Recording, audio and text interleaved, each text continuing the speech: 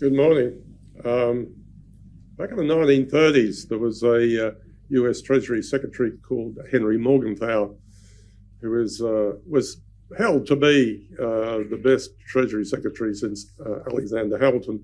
But I'm sort of the view that if Scott Bessent, the current Treasury Secretary, can continue to provide the goods the way he is at the moment, that he's going to give Henry Morganthau a magnificent competition for quality of what he's done. Because to be able to do this agreement within a very short number of days, with where so much is involved, just shows an incredible level of competence. So what I was going to talk about this morning, what I thought I was going to talk about this morning, was the issue of the effective tariff rate, because I see that this is a term which has come into people talking about it, that the effective tariff rate tells us between, yes, the nominal tariff rate on something might be 100% or 125%,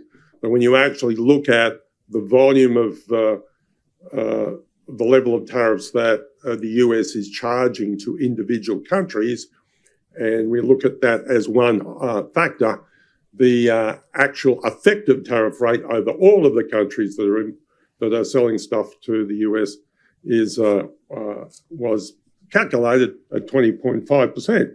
And that calculation comes from an online product that was published by, or an online spreadsheet that anyone can use, which was started to be published by Fitch Ratings, the rating agency, back on the 24th of April.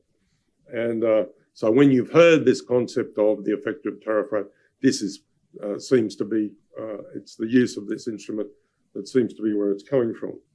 Now, like I say, what I was trying to do yesterday was estimate the effect of that kind of a tariff rate, that kind of effective tariff rate on US inflation. So what does it add to the core inflation rate, and what is the headline inflation rate, therefore, that the Fed Reserve might look at when it's deciding monetary policy.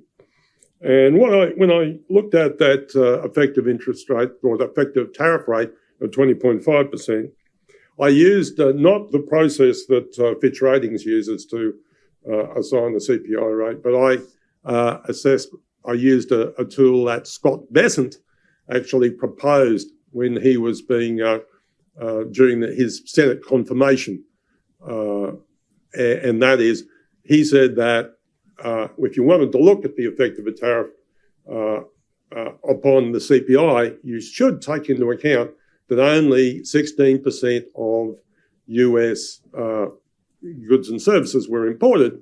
So if you had a tariff, for example, the revenue tariff of 10%, the effect of that on domestic prices was only to add 1.6% to the headline inflation rate. So if you, for example, have a core inflation rate right now of 2.8% in the US, as you do, you only wind up with a headline inflation rate of just below 4%. So really, the effect of this kind of a tariff on the US isn't much. And a couple of weeks ago, I talked about the Chicago Fed head talking about, well, how do you react to that kind of thing? And what he said was that, well, the normal thing you do with the tariff increases interest rates, increases inflation, and therefore you would push up interest rates, but a tariff also reduces output, so you might cut interest rates. So the result of that is is what Austin Goolsbee, the head of the Chicago Fed, said 2 weeks ago. The result of that is you do nothing. And in fact, what we saw, since Austin Goolsbee is on the Open Market Committee for the Federal Reserve, what we saw was that they, when the Fed met last week, they did exactly what Austin Goolsbee suggested. they did absolutely nothing. Okay. But now what we've got is a dramatic situation where for a 90-day period, as a result of this magnificent piece of negotiation by Scott Bessent, the rates of tariff that China is charging the United States and the United States charging China has fallen dramatically. China is now charging an import tariff to the United States of only 10%, and the US is charging a domestic tariff on Chinese goods of 30%. 10% is the revenue tariff, but 20% is to put a pressure on China to do something about providing the ingredients for fentanyl to third-party people in Mexico or Canada, so that therefore provide fentanyl to American drug users, and that's something that Trump really wants to stop. So that is still an existing part of the agreement and part of the pressure. So where do we get to with the effect on inflation, or the fast disappearing effect on inflation of the tariff rate? Well, I calculated that with an effective tariff rate of 20.5%, this added 3.28% to the US headline CPI, which gave you a total inflation rate for the US for the year ahead of 6.1%. Remember, Australia, this revenue tariff is similar to a GST, or a value-added tax that the Europeans have, or that we have.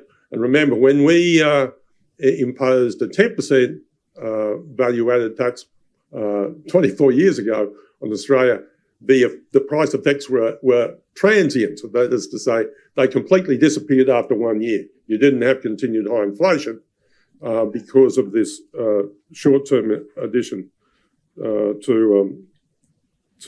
the price level. So where we were before these negotiations, we had a price effect of an addition to the US price level of 3.8%, which gave you a 1 year effect on the US inflation level, 6.1%. If you reduce that to 80%, which is what I thought yesterday was the best possible scenario that you'd get to, that reduces the price effect to an additional 2.4%, which means you have a headline effect of 2.3%. At 30%, which is what the US is now charging China, this adds only 2% to the headline inflation rate. So you wind up with a headline inflation rate of 4.8%, which is, pretty easy to deal with. But where you get to with the Federal Reserve, like I said previously with Austin Goolsbee, he said with this inflation effect, you might increase interest rates in response to that, or the slowdown effect generated by a tariff, you might cut rates slightly to deal with that. And then, but in the result, what Austin Goolsbee said is what you wind up doing is doing nothing, and that's exactly what the Fed did last week. So I think where this happens with this deal is the Fed continues to pause interest rates, but with an easing bias. That is to say, when you get into the second half of the year, when all of this the smoke is cleared, I think the Fed will start cutting interest rates again, and I think that will be extremely positive. And right now, my Fed model says that if all this wasn't happening, the Fed could cut rates by 50 basis points.